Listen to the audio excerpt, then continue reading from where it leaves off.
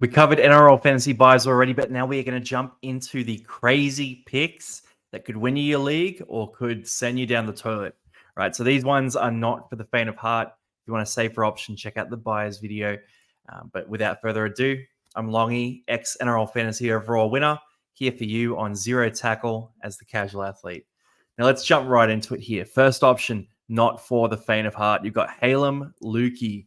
Now, the talent of this guy is off the charts. He is extremely talented, super potent, super explosive with the ball in hand. The risk is that injury risk, right? So he's had quite a few issues with injuries, a lot of soft tissue injuries. He's a young guy, so I assume he'll grow out of it. He'll be all fine. But when will that happen? He's already burned a lot of coaches once this year, and you've also got Finafuiaki sitting on the bench for the Cowboys. So the upside is 100% limitless, but the risk is definitely there. It makes him a B graded buy for me this week. I'm not fully confident, but I do like the upside. Unfortunately, that 31.8 average is indicative of exactly what I'm talking about. Next guy here, Ryan Madison, and they could not figure out the lighting for this one. He's got a glossy sort of fluorescent jersey and a bit of glare coming in. Right, I probably need a lighting setup like that of my own. But for Ryan Madison, look, the upside here is that the middle position has been really tough, right? So you can get a guy like Ryan Madison. He covers that middle and that edge spot, and he has the previous fantasy pedigree of having averaged 50, 55, 60 points for periods in his career.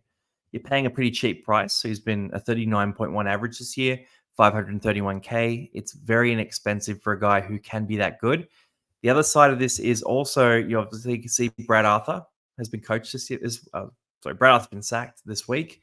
It means that Trent Barrett has come in. So does he see Ryan Madison as an 80-minute edge back rower? Probably not, but there is that chance that he gets more minutes out of this change and could be a massive improver. I'm going to call him a B plus at this stage. Next one, Isaac Tungo, and this starts a bit of a theme of some Penrith players we're going to talk about. But for Isaac Tungo, he was priced at 734K a month ago. He is now at 565K. You get about a 200K discount on a guy who is a potential keeper for the rest of the year.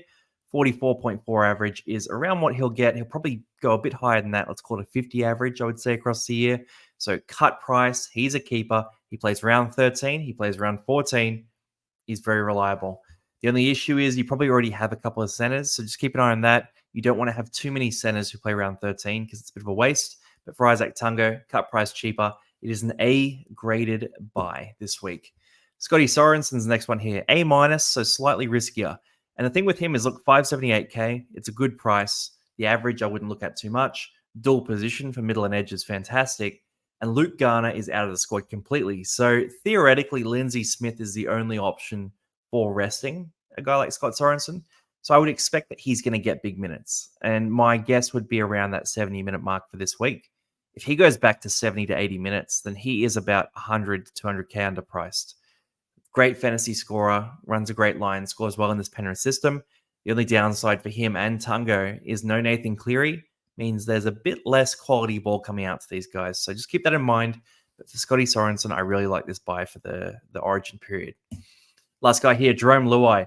And this is a balls to the wall pick, right? So C plus grade, which really accommodates the risk. Now, upside here is that next to Cole, he was looking quite dominant last week in the loss against the Warriors. Made some big attacking plays, but also had his hands on the ball a lot more than usual. Scored 50 plus in that game. You got him for 515K. It's a very cheap price for him. The risk is definitely there, though, right? So Schneider comes back pretty soon. Cleary's back after that. So when they're back, it's pretty tough to back Luai as a fantasy option. The other part of this is that he isn't by no means guaranteed not to play Origin. A lot of talk out there right now is that Nico Hines bid number 7 for the Blues and that Jerome Luai isn't even in the picture. He absolutely is in the picture. He is in the picture.